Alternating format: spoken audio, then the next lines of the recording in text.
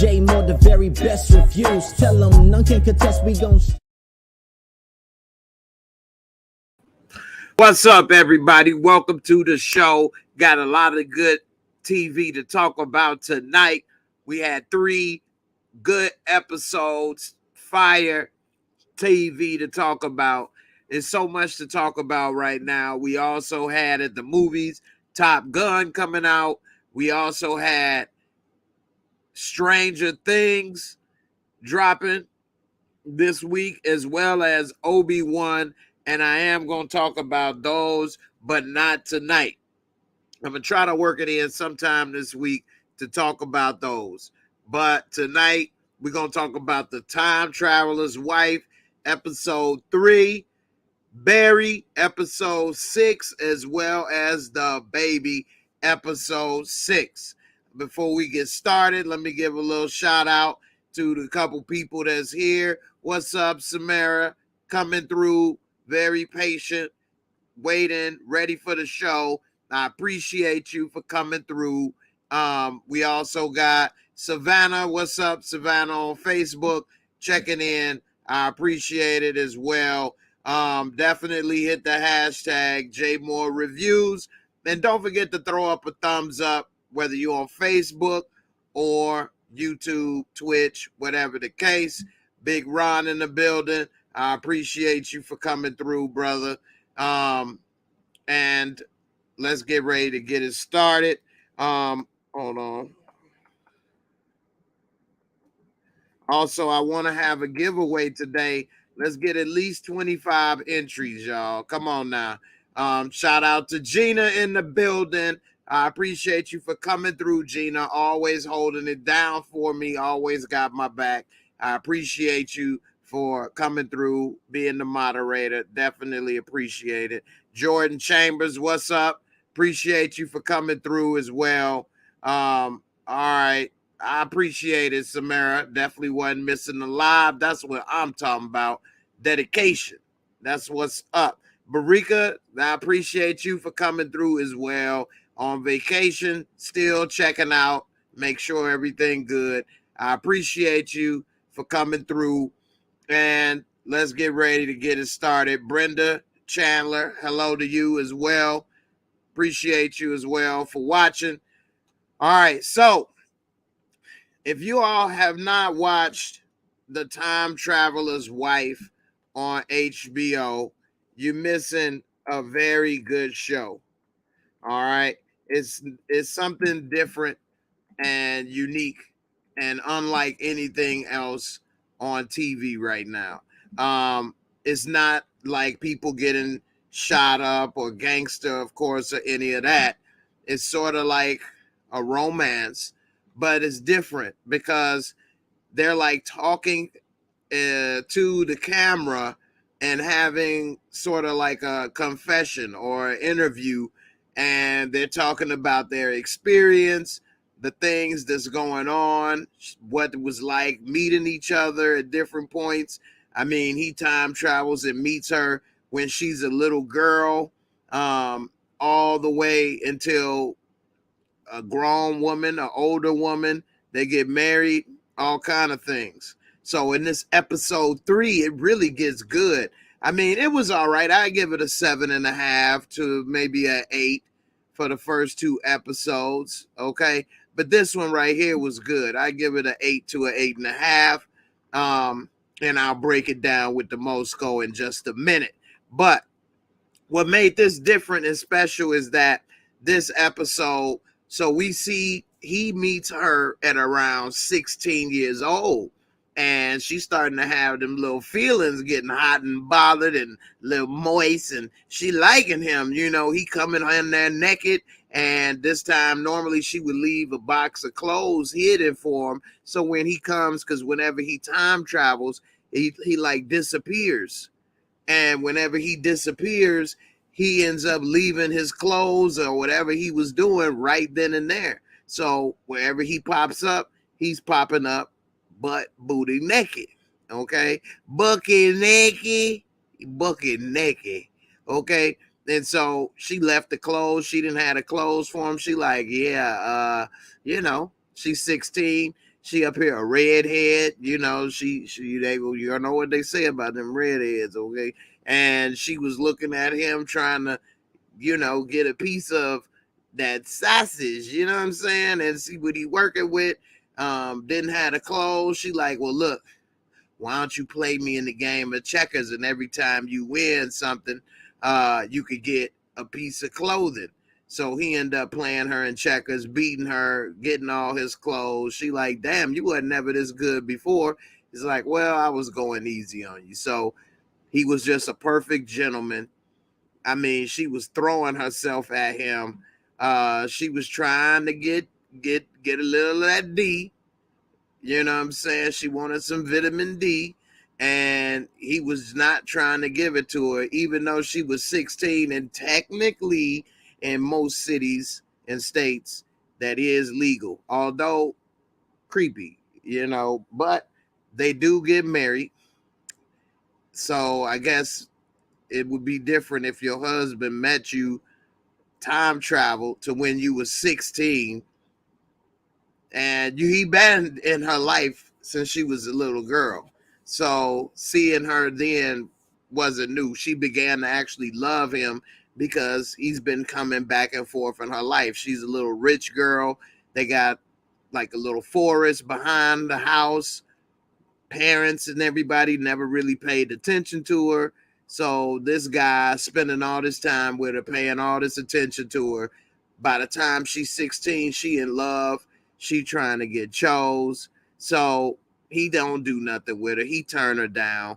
We see she get upset. She even does something crazy when he time travels back when she was 16 a couple times in this episode. And she was mad he wasn't giving her that salami between them two buns. And so she had him get in the car with her. She pissed. So he get in the car and she driving crazy, getting on the freeway, doing this, doing that, driving in oncoming traffic. And she's saying, well, hey, we get married, so obviously I don't die, this, that, and the other. He's saying, look, it don't work that way. You could end up having other people get killed. You don't know what may happen with the future. So she's weaving through traffic, doing this, doing that. He eventually gets her to bring her little crazy ass back to the right side of the road right before hitting a semi truck, which that would have been ugly. So she's upset that he won't give it to her. She's mad, saying, you it's something not right. You're supposed to be married to a woman in the future that got my name, but it's not me, because he told her they don't get married. She pressured him.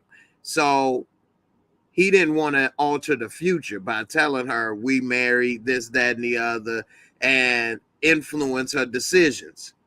But it's really too late because he's been a part of her life, her whole life, damn near. So her life has already kind of been influenced. But nevertheless, he he tells her that they don't get married, they're not together. She's upset with him.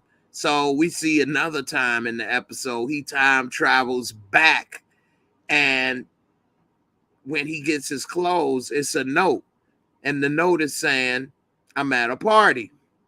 So we see she's at a party because earlier in the episode, we saw her with him eating ice cream because when she was trying to get some of that D, he was like, you look too hot. Let's cool you off, and took her to get some ice cream. And, you know, she was trying to get boned, and he gave her as a cone, you know, 2 scoops of chocolate, which, you know, she really wanted some of that vanilla he was working with.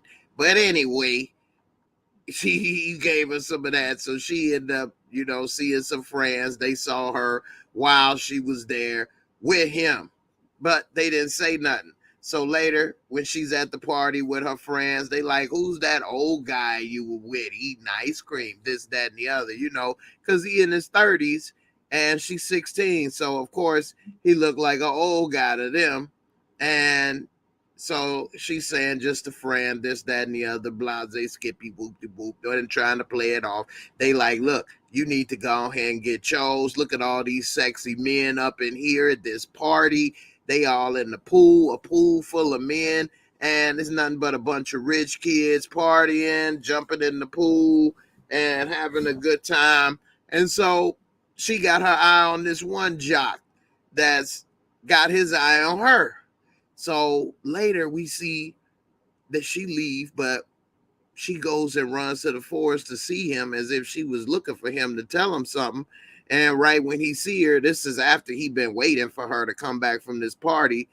Soon as she comes and they about to touch or whatever or talk, boom, he disappears. Time travels. It's like he can't control it. And he just got like zapped, teleported like Star Trek, except they always take his ass bucky naked. So when he arrives, he's into their home when they were living together. And so he's talking to her. She's telling him, no, I'll skip something. He time traveled away. No, yeah, he did end up there. Anyway, so they talk or whatever. She asking what happened, where you went. And he's like, well, you know, what happened? And he was like, I always wondered why you had this marker or whatever that was sitting on the table. So they end up talking, and it shows that he time traveled back later. And when he came back another time, she was telling him that somebody did something to her and she wanted him to kill him. I'm like, this girl crazy. So he like, yeah, right, I ain't about to kill nobody. She like, would you kill somebody for me? And he's like, nah, I can't do that, whatever. So she telling him basically somebody did her wrong and she want him to kill him. So he say, yeah. And while they in the car, I guess he didn't think she was serious while she driving. She like, look in the glove box. She had a straight revolver up in there. And so he like, oh, snap. Well, what happened to you? She like, I'm not going to tell you. You're going to have to get this dude, this jock. We going to go ahead and kill him. I want to watch. And he like, nah, you can't watch. She like, nah, I want to watch. So he calls his younger self that's living in that period and tells him, make sure that you have an alibi and are with somebody between the hours of like 8 and 10. And so they cuss each other out, fork you, yeah, fork you. And he gets off the phone and tell her, come on, let's do this. So he ready to kill for her. I'm like, damn, that's dedication, baby, dedication. He ready to kill for that. So they get in the car, they pull off, and while we there, she will not tell him what happened. And so he goes to the house, pulls the gun out on dude. This dude peed right on himself right then and there when he upped the strap. He just straight sprung a leak like he got shot in the balls or something. This dude straight peed on his feet, watered the grass right then and there. He like, man, what the hell?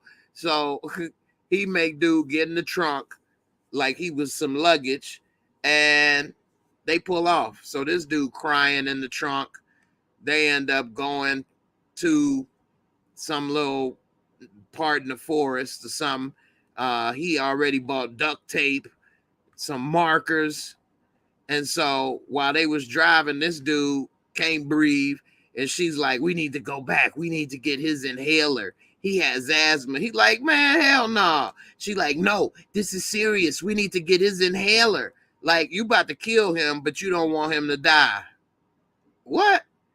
So he ended up going back to get this dude's inhaler, which that was already strange seeing him do that. So then after they go and get the inhaler, they duct tape this dude to a tree, got the gun on him. Before they get there to the tree, though, they talking back and forth. She says, you want to know what he did to me? Because he kind of laughed when he was like, yeah, I thought we was supposed to be killing him. Now we getting an inhaler. I might as well get him a pillow and a blanket, get him a Snuggie. And she like, this ain't funny.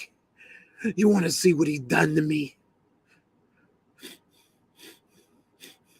She get out the car, stand in the road right in front of him, and it's dark outside. So she in the middle of the road, like a 2-lane highway or whatever, or a 2-lane road in the forest. And she started taking her shirt off. And I mean, she already super pale, redhead. And you can see all these bruises on her and stuff, big ass bruises on her side and all kind of stuff. So he get out the car and he runs up to her like, he did this to you, what happened? And she like, he beat me.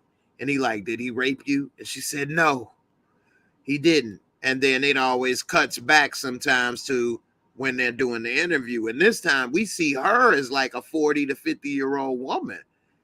This is the first time we actually seen an older version of her talking. And she was like, how could you tell the man you love that the first person that was inside of you raped you?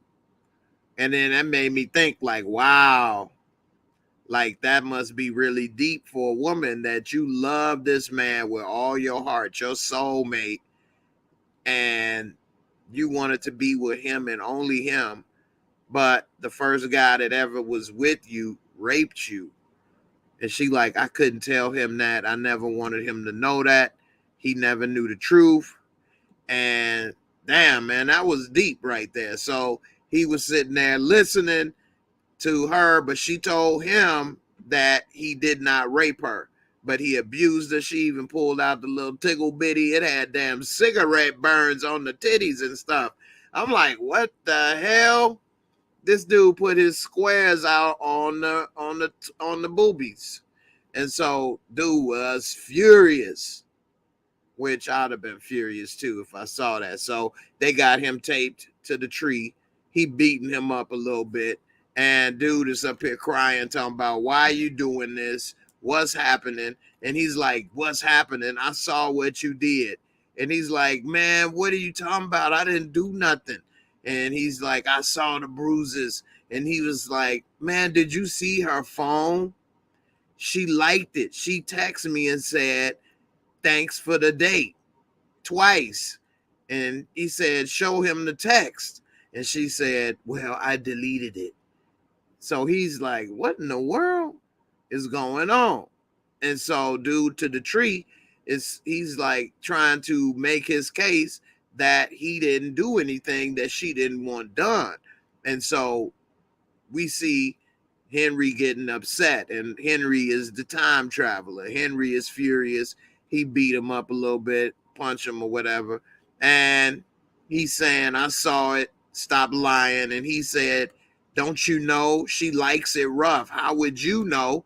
You ain't nobody but some friend of her father's or something. Who the hell are you? And he said, she doesn't like it rough. You're lying. She never has. And he said, how would you know? And he said, because I'm her husband. And then she was like, and then he was looking like, yeah. And so that's how she actually found out for sure that they were married in the future. And why Henry was ready to do anything to protect her and be there for her. I know if that was my wife and I found out some dude was putting cigarettes out on her, let alone her boobies, man, I would have blew this dude away, man. Straight up. That is infuriating. And let alone all the bruises that was on her body. And he raped her, but she didn't tell Henry that. But come on, man. You can't be putting cigarettes out on her like she an ashtray. And what's messed up is I actually believe the man in the tree. How many of you all believe the tree man? Because he said she liked that. She wanted that. She was saying all of that stuff. She denied it with Henry. So I don't know which one to believe. Anyway, before Henry could really do something to him, he disappeared. He time traveled, and she was left there by herself and ended up calling all her friends, and they all came to the woods and wrote on the duct tape and wrote on his face and everything, all the horrible things that he did, all the horrible things that he was a part of, and pretty much embarrassed him in a way. I think he died. It wasn't really that clear. So I don't know. All in all, it was a very solid episode. Very interesting. Mess with your mind a little bit. And I liked the episode. It was a good show.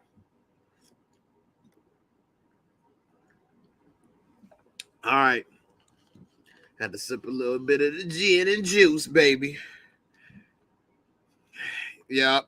One Journey, you say it plays out like a pedophile dreaming and grooming. In a way, I can see how that works. Because this guy time travels back to when his wife was like 6 years old and spends time with her, never does anything sexually, but by spending so much time with her like that, she kind of grew to like him. And by him being naked, although he would hide behind a rock, she still was seeing this man's torso, which he's all muscular, a big muscular man. And it was very interesting. And I could see One Journey what you mean by a pedophile dreaming and grooming. Although he's not, it is borderline and very very interesting.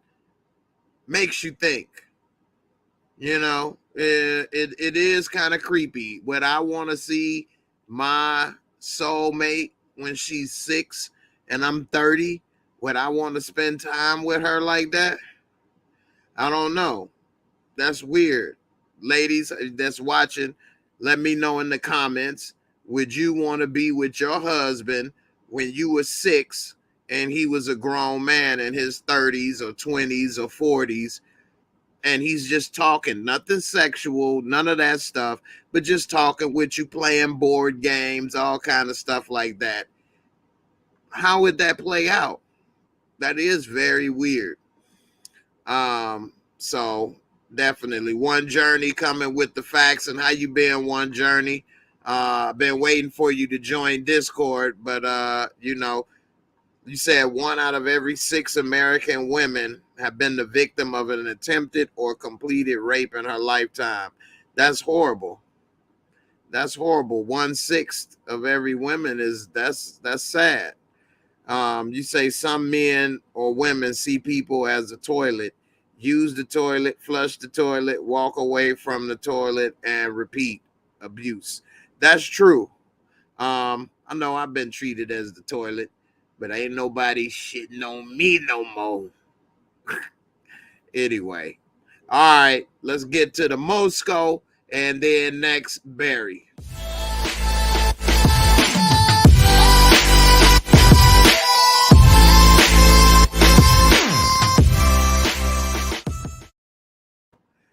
All right, the Moscow is 4 simple categories with a top score of 25 for each category, bringing a total score of 100.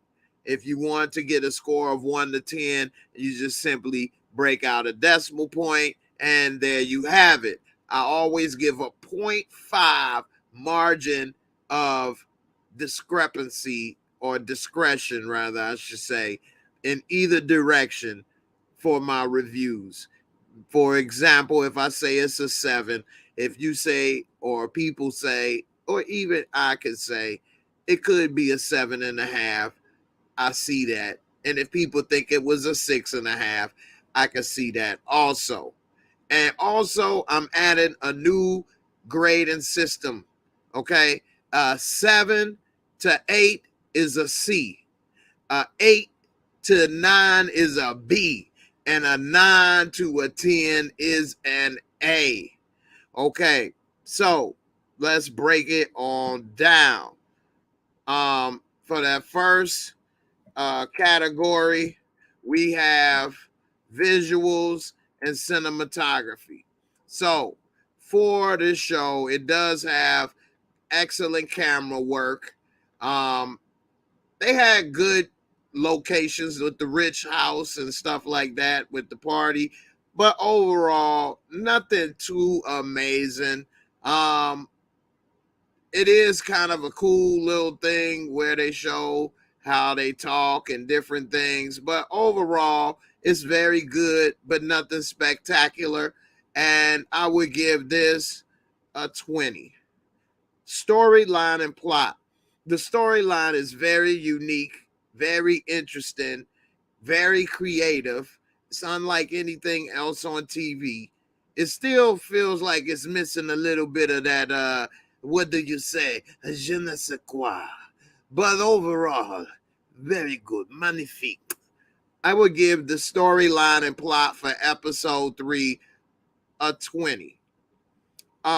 Special effects and makeup, they have very good makeup with how they show them age. When they were showing her as an old woman, I was like, wow, that really looks like her and her age. Like, it didn't look uh as if it was any makeup being used. And when they show him disappear or reappear and the clothes drop and different things, I mean, it's on point, top notch special effects, makeup, everything in this episode was great as far as that. No, it's not Obi-Wan Kenobi or Marvel Avengers, but for this episode and this show, they did a great job. Seamless. I give it a 25.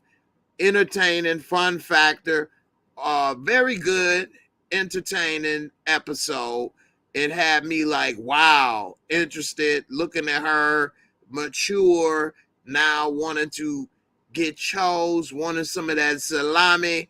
And then I thought she was lying about getting this dude jumped.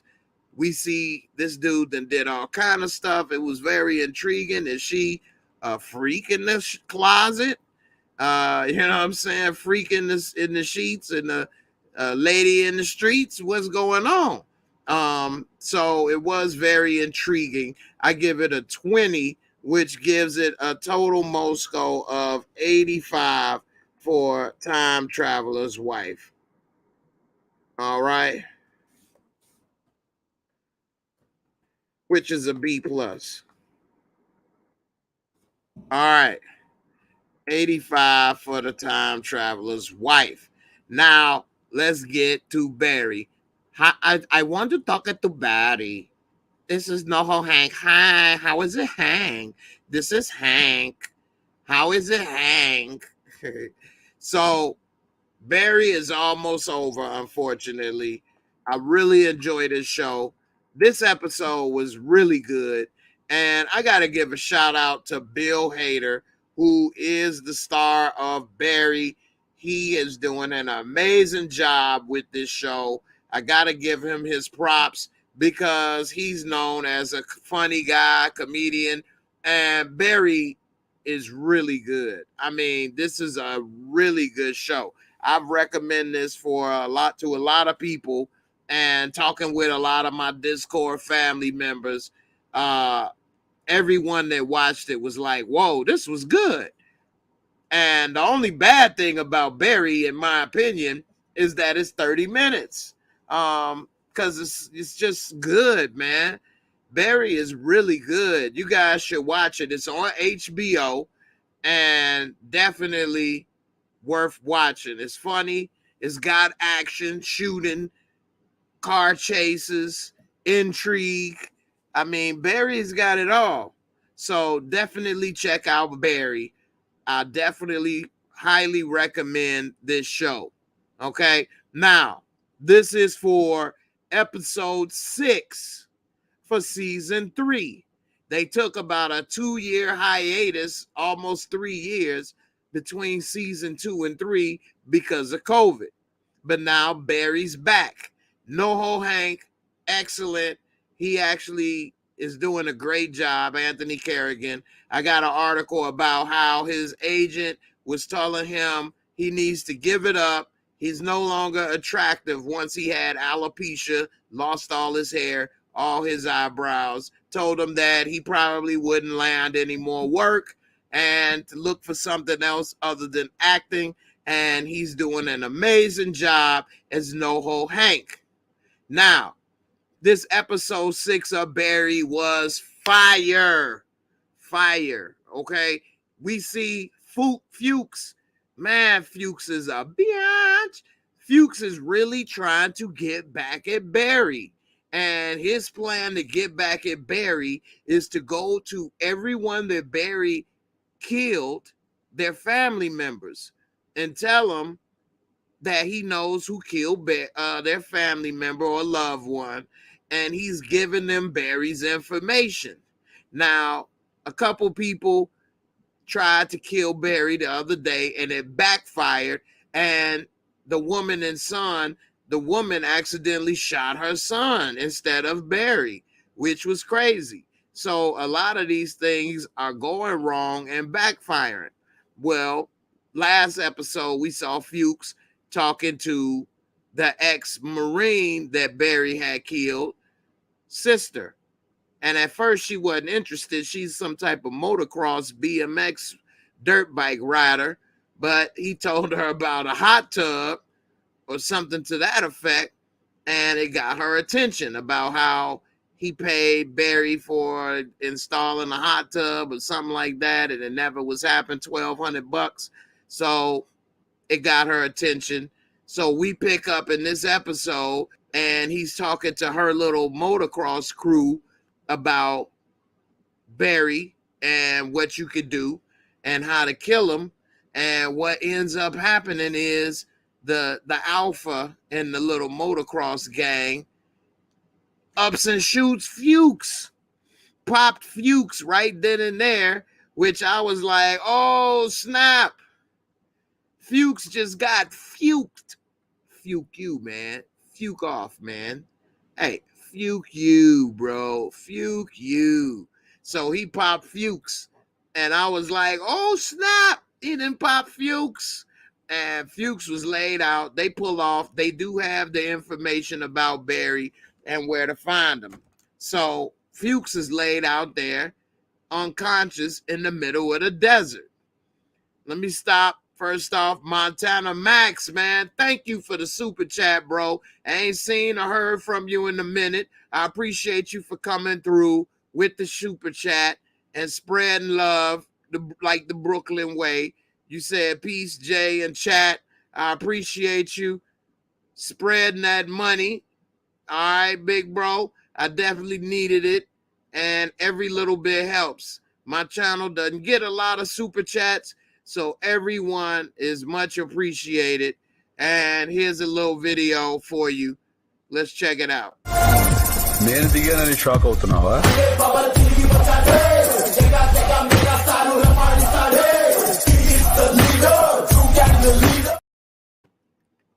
All right. So we see Fuchs after getting shot.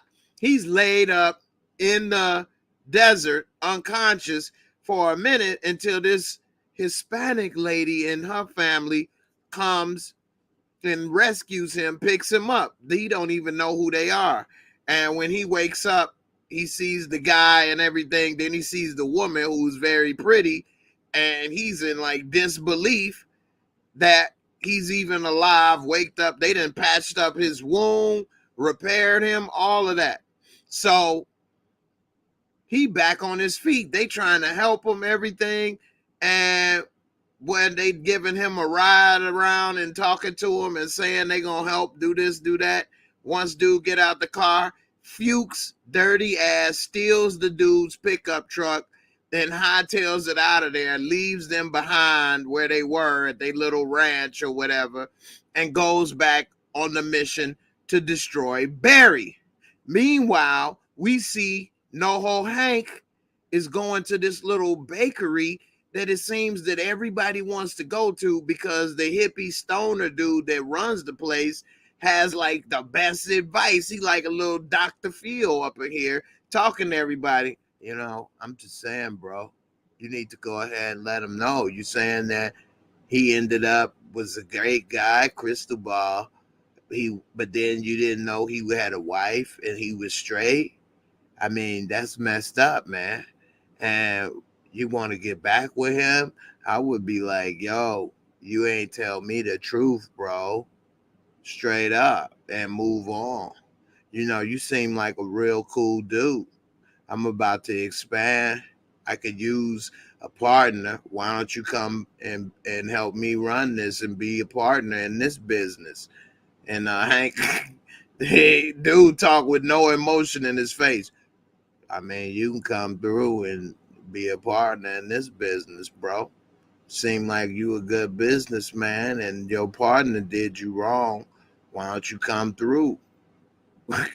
And Hank is like, okay, let me tell you, let me think about it. Okay. I just lost my crystal ball and I don't know yet. I have to find out. Okay. Hey, I know how Hank. How is it, Hank? So Hank tell him he gonna get back to him, and we see it's always a long line of people that want to get these pastries from this dude. I guess because he got all the Dr. Phil level advice. So we later see that Barry motorcycle group that's looking for him ends up in his apartment, but Roller, he's in Barry also, and he's also in We Own the City. He's in there talking with his roommate. They corny as hell trying to rehearse some podcast they working on, and they don't even realize that 3, 4, 5 of these biker, madmen are all in the house going through all their stuff. Look, they even went in the room with them while they was in the podcast and they didn't even notice. So they get a little information and find out Barry is at the bakery. Meanwhile, Barry got this invite from this woman that want to hook up and meet. And he's so happy he talking to her on the phone. When he get off, he tell her, I love you. She like, what? He like, oh no, I didn't mean that. I just went through a bad breakup and I'm sorry. I don't love you. It just came out like that. My bad. So it was a little awkward moment. They didn't even know who was supposed to hang up first. Very crazy. Meanwhile, Sally is getting another offer to work on the show The Three Medusas, which is the show that replaced her show Joplin on the app. So she ended up gonna take it because she want to stay working and she want to get that money. We also see Mr. Cousineau has been repairing relationships so well that he got an offer for his own show now, where he will be teaching people acting lessons, and it's sort of like a reality show / TV show, and it looked like things are working up for him. They want to pay him around $400,000, and they said his agent said he could probably bump that up. So it looked like old Kusiku is starting to blow up. Meanwhile, Barry is going to get some of them beignets, which I do admit, beignets are fire. I would love to go to New Orleans and get some fresh beignets and see what it's about. Anybody here from New Orleans, let me know if them beignets is as fire as they been says. I do know, shout out to Derry. That's my home girl in the Discord family who lives in New Orleans. Let me know what it's like with that yay. You know what I'm saying? Hit me up with that yay. Beignet. Anyway, so Barry, while he's sitting there trying to get that beignet, we see a line of people there. He talking to him after he leave and talk with Dr. Phil. While he's at a red light, the motorcycle dude pulls up and puts a phone right next to his window and is looking at the phone, looking at him. Then another motorcycle pull up on the side and they got a gun dangling like a little Tech 9. And so, you know what I'm saying? And so he's looking and they're like, is this him? Is this the guy? And they looking at the phone, talking to them. And he could hear all of this. And they like, it looks like the guy. You sure this the guy? Yeah, that's the guy. And they say, well, what should we do? Shoot him. And so he's like, what the hell? So he hit the gas, pull off. Next thing you know, it's a chase. And it was a nice chase. This motorcycle car chase was dope. Y'all gotta watch this show, man. I mean, this is a good show. So while he getting chased through the city, and everybody, all they going weaving through traffic, and then he runs into another biker, because it was like 4 or 5 of them, and the other one shooting at the windshield while he driving. He ducked. Next thing you know, he rammed right through this biker. Dude fly through the front windshield. Barry crashed the car, totals it. And when all this happened, the black mailman just standing on the corner looking like.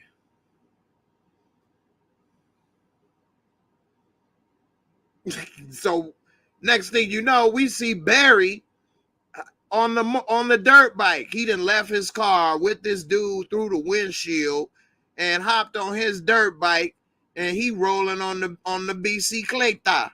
And so we see he's dipping through traffic, weaving. He still got this bag of beignets, and next thing you know, we see the other ones is on his ass. So they shooting at him. He weaving through traffic, get on the expressway, going through the middle lane between the cars. They following his ass. They end up letting him, one of their partners, know he's on the way coming towards you. This dude pop out with a saw, which a saw is short for squad automatic weapon, which is if you ever saw in Vietnam movies where they got the long machine gun and the dude got the bullets across his chest, or they got one dude holding the bullets and feeding it as he's shooting, and the bullets are going in, and da, da, da, da, da. Well, that's the newer version, and it's got like a big box underneath it to carry all the weapons. It probably hold 100 to 150, 200 rounds. And so he pulls out the saw and just starts unleash hell. He unleashed hell right at Barry while he's riding. So he ducking, dipping, dive, dodge, duck through traffic, and he don't get hit. Dude is shooting up some stuff. He ends up holding a weapon so that the other person on the motorcycle can take it and go after him. I don't know how in the world they gonna hold a saw and chase him while riding a motorcycle, but he ended up getting hit with the damn gun when he was holding it, because he was coming out of like a minivan, a A-team style van, rather, I should say, and the gun hit him in the face, drop, shoot. This dude crashed into a car, flip over, head over heels over the car. He down for the count. So now it's only one person chasing Barry. He get off the expressway, dipping through the streets, and this is the woman, the sister of the guy he killed, and she on his ass, and his bike is like putt 2000. It's falling apart, been shot, raggedy, and he ends up getting off the bike, crashing, and running into this used car dealership. And while he's running in there, this guy's trying to sell a car so bad, he don't even notice all this stuff is going on. She sees Barry, rides on the top of the roof of the damn dealership, and once on the roof, starts shooting through the ceiling all inside the roof. The damn manager runs out with a big ass Elmer Fudd ass shotty. Boom, boom, boom, blow her ass off the roof. She done got laid out, and Barry walks out like nothing happened. They ain't even noticed Barry was up in that joint. And when Barry gets to the date that he was trying to get to in the first place, he got them beignets, boy. He got that yay. What up? He got that yay. He got that yay. What? He got that beignet. So he's sitting there with the woman, and they talking. And next thing you know, while he's eating, he's looking on his phone, trying to figure out who these people was on the bike. He puts it together what was going on. And then he sees the card of Fuchs alias on the table. And he looks at the woman and he said, what did you put in there. And she said, die, motherforker. And next thing you know, Barry started having a latte come up out his mouth, foaming at the mouth. Blook. And then that's the end of the episode. Damn.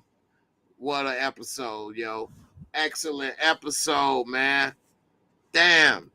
Y'all wish y'all would watch Barry more often because Barry is fire.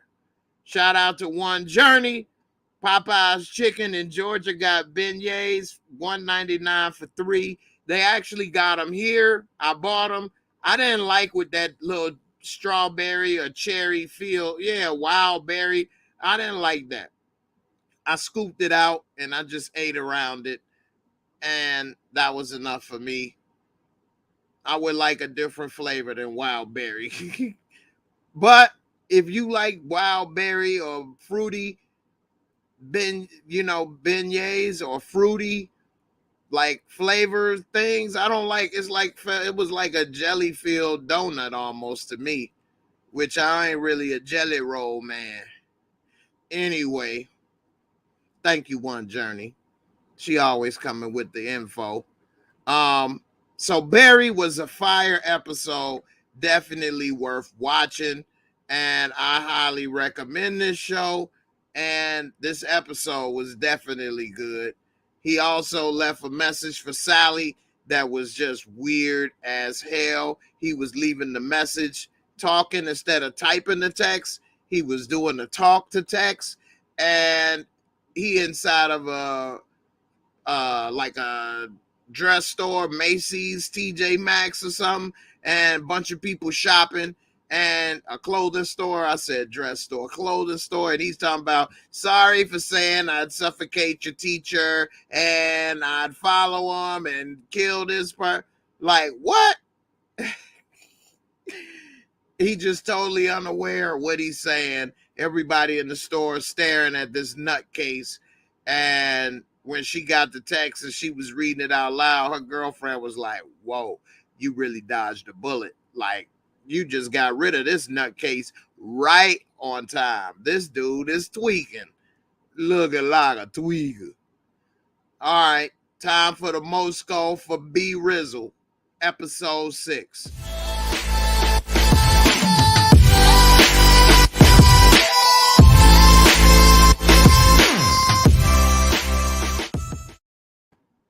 All right, the Mosco is my rating system for episodes and movies. It's 4 simple categories with a top score of 25 for each category, bringing the total score to 100. If you want a score of 1 to 10, you can always remove a decimal point. There you have it. And I always give a 0.5 margin of discretion in either direction for the rating. So if I say it's an 8, if somebody says in their ratings they think it would be an 8.5, I can see the case for that. And if they say it could be a 7.5, I can also see the case for that. Now let's get into the Mosco for Barry episode 6. So visuals and cinematography, excellent. I really like how they show when they talk. Hold on one second. When they talking with Fuchs and the people and the angles that they use, the locations where he was in the desert, they showing Barry that chase scene. That was damn near as good as any chase scene I've seen in movies or otherwise. And they were on a motorcycle. They had the behind view, the front view, above view, kind of with them riding through the traffic, weaving through traffic, the guy getting shot, flipping over the car. All of that was excellent. We see the angles of Barry looking at the phone before he got poisoned, the woman, all of that stuff. Excellent angles. I would give this a 25 for this episode. Storyline and plot, and the reason I give it a 25 is because that damn motorcycle chase was excellent. Storyline and plot for this episode was very good. We see Barry and Fuchs. I think it's about to be a showdown in the next couple of episodes. There's only 2 episodes left. I think Fuchs has got to die. He done already got shot. He doing too much. He just called the father of the cop lady. I can't remember her name that was killed. So we'll see what happened. Mr. Cousineau looked like his career is picking up. Barry may have been able to repair a little bit of what he done with that. And he also gave him a briefcase full of cash, a suitcase or whatever full of cash last episode. So who knows? Maybe old Kusiku is feeling a little better and ready to do what he can. So overall, I give this a 20. Storyline and plot, special effects and makeup. Not really a lot of makeup going on here, but the special effects were excellent with the motorcycle car chase, when the guy flipped over the car, when the guy went through his windshield, when Barry was avoiding the woman and she went on top of the place, the car dealership, and shooting, and the guy blasted her with the Elmer Fudd. I mean, it was all very well done. Good special effects. I give it a 25 also. And entertaining fun factor. I give this a 25 because this was, well, you know what? I give it a 20. I changed that. I give it a 20 because it was very entertaining. That car chase, motorcycle chase was excellent. And I mean, it was a funny episode with the dark humor, everything going on with the episode. I liked it, which gives this a total Mosco of 90 for Barry episode 6. You can always remove a decimal point, and there you have it with a rating of a 9 out of 10. Okay, Barry episode 6 was excellent, definitely worth watching. Very good show, and I'm happy that the show this season has turned out as good as it has. This was another solid episode, and I'm glad Barry's back and better than ever. All right, now let's get into the baby episode 6. Now, the baby episode 6, this show has taken a turn, not for the worse, but for the creepy. More and more creepy. And it's sort of like, what was the name of that? The Wicker Man. The Wicker Man. So we see Natasha is at this ranch, farm, retreat, or whatever. And last episode, we didn't pick up on Natasha and what was going on because we learned the backstory of the old lady and the baby. And it shows that she's very intertwined with the baby, Mrs. Eves. Okay. And the baby is her lover's baby. And that baby has been the cause of a lot of destruction. And she, for some reason, has not been able to kill or stop the baby. And also, this baby is like at least 30 years old because her lover was pregnant with this baby by her husband, at least when they were in their mid to late 20s, at least. So we'll see what happens as far as what's next. But this baby, wow. So this episode, this baby possessed or controlled a lot of people, as well as her sister, Bobby. What, Bob? What's going on, Bob? Why you want a baby so bad, Bob? Bobby. So her sister named Bobby, and we find out that this lady that's there is their mother, that's at this little weird retreat with kids and women and stuff. So while being there, we see that the baby has done some creepy stuff. Like one time they showed, well, not one time, but they showed that the baby was with these kids because Natasha was trying to get the baby back, and this lady, or I can't remember who did it, but the baby was snatched and taken to where these kids were. And when she got there, the kids were all sitting Indian style, which is legs crossed. And it was like maybe 12, 13, 15 kids. These kids are ages like 9 to 12 maybe-ish. And while sitting there, it was one woman that was in the front holding the baby.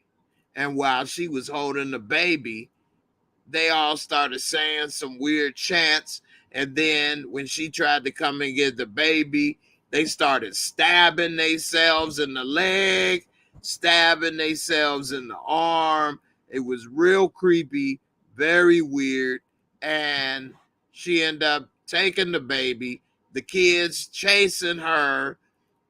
I mean, it was creepy. And I mean, she eventually kind of got caught by the kids. She got away for a minute, but the baby was sitting there on the side of like this little creek, and it was a bunch of kids and some adults, couple adults there. The kids started picking up like rocks, and they were serving rocks, but they wasn't really serving them like, you know what I'm saying? They was like New Jack City. They was like beating these people, these women, throwing these rocks, busting heads, and they laid them out. This older woman who was there running stuff, she got beat upside the head, and it looked like these kids jumping on their backs, about to try to drown her. I mean, it was crazy. These kids, like, I'd have been tossing these kids, man, beating some ass, okay? Then I took my belt off like Pootie Tang. Ain't nobody got power like my daddy's belt. Straight up. I'm not about to let no bunch of kids kill me. But these kids didn't kill her. Almost did, but she got saved by, I believe it was Natasha. I need to rewatch the baby, of course, and all of these. This is my first reaction. But when the baby was coming on, I was getting prepared for the show, so I wasn't able to focus and memorize the baby the way I was able to memorize Time Traveler's Wife and Barry. But I did watch it, and I got most of it down. And this woman damn near got drowned in the creek because the kids was on her, tried to take her out. And it wasn't until Natasha and Boop came through that she was able to get free. Natasha told Bobby to play with the coins so that she could make the baby distracted. And then once she did, she was able to save the older lady, because this girl, kid, or whatever, was about to drown her. And she's like, and it seemed as if she was afraid to hit the kid. Whereas I would have beat that kid ass. You see what I'm saying? I'm not about to let this kid drown me. Anyway, very creepy and weird episode. It reminds me of The Wicker Man. This show is strange, and it took a turn for more strange than it usually was this episode. And although it was a good episode, I think these people are crazy to let these kids and stuff have as much power over them and let some kids about to drown you and all of that. They should have been throwing haymakers. Anyway, Barry is not dead, but they did leave us on a cliffhanger. So I guess we won't find out what happened to Barry until next week. Barry could be dead in reality, because if you are unconscious, you are basically at the mercy rather, of whoever's there. So we'll see one journey. But thanks for asking. Now, about the baby, this baby looks so innocent. It's just so hard to realize this baby is a cold-blooded killer. You know what I'm saying? Cold-blooded killer. So let's go ahead and get to the Moscow. The baby episode 6 was good. She could have, I don't know, man. They can't seem to kill the baby. At the end, she ended up getting in the car, and in the back seat was Miss Eves laid in there with the baby. And I don't know. I mean, I guess it would be hard in a mind scramble to kill a baby, but this baby is 30 years old and is killing people with their mind. So I don't know, man. Can't be killing people. That's definitely a no-no. You can't be like, okay, little Tommy, I let you stay, but you kill people. You can't kill people. I'm putting you on timeout. Timeout. That'll learn you. Timeout. Okay, timeout over with. Like, I mean, what are they doing? Anyway, we know black folks don't believe in timeout. They believe in time for that ass. Da, da, da, da. I'm loving it.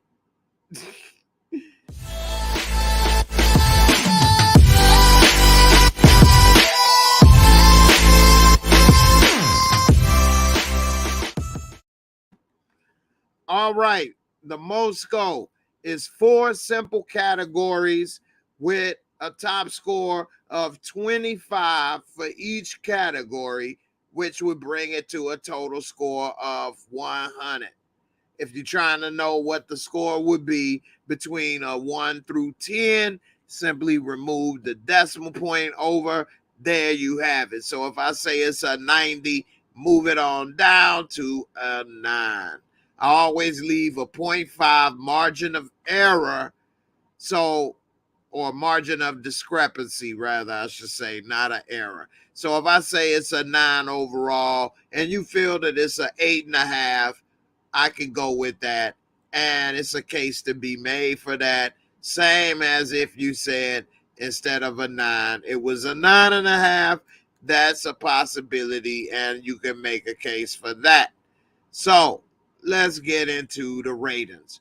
First off, visuals and cinematography for the baby was very interesting and unique. How they show the baby's head and what he looks like, it looks at, how they had these kids portrayed, and just the angles and things, showing them at this like forest thing, retreat location, and stuff going on. I mean, it's a very interesting show, especially for 30 minutes.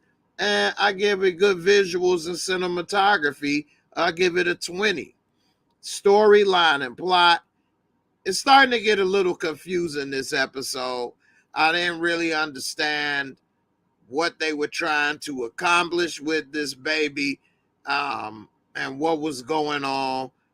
It was interesting to see the kids getting possessed and what's going on. I also forgot to mention Bob finally got the info back for if she could adopt a baby. She want a baby, and we want to know if Bob gonna get a baby. So Natasha's sister Bobby got the news back from the adoption agency because her and her life partner are trying to adopt a baby, and Natasha might have put a little jank on her, popping up and saying and doing and having the drama that she got. May have made her look bad, and we got a call from the social worker saying, hey, maybe 6 months later, but right now you're not really ready for the baby because you want it too much. And she was saying, oh, so my problem is wanting the baby too much? That don't make any sense. Nevertheless, that was another plot point that was interesting yet weird, and I'm glad that her mom and her kind of repaired their relationship, and Mom Dukes came through. So we'll see what happens. Overall, I think it was a good plot with all the things going on with the baby, with the sisters, the mom, the little kids looking like a bunch of little Chucky dolls running around, although they wasn't that little. They were probably 12 years old or 10 or something like that. But it was very creepy, especially when they began stabbing themselves. I give it a 20 overall for storyline and plot. Special effects and makeup was excellent. They had the kid drowning this woman. I mean, it looks so real. They had the kids stabbing themselves with blood coming out and things. I mean, that was really creepy. And I just keep saying the way they have this baby's facial expressions is just perfect. They have this baby. It just looks as if he's really doing this stuff, which is just crazy. Overall, special effects and makeup, I would give it a 20 for this episode, maybe a 25, but I'm going to give it, you know what, I'm going to give it a 25. Let's see. And lastly, we have entertaining fun factor. It was entertaining, and it was kind of crazy and fun to watch the kids tweak out like they did. But overall, it did kind of lose me a little bit with the overall journey of the show, but nothing to really penalize the show too harsh. I give it a 20, which would bring it to a total MoSCO of 85, which is another B plus episode for the baby, episode 6. Okay, so if you haven't watched these shows, you definitely need to make it a HBO night and tune in and watch The Time Traveler's Wife, Barry, and the Baby. That's the 3 different shows that are on HBO back to back that are very good and worth watching. Okay, HBO is on a roll right now, and I gotta give them props.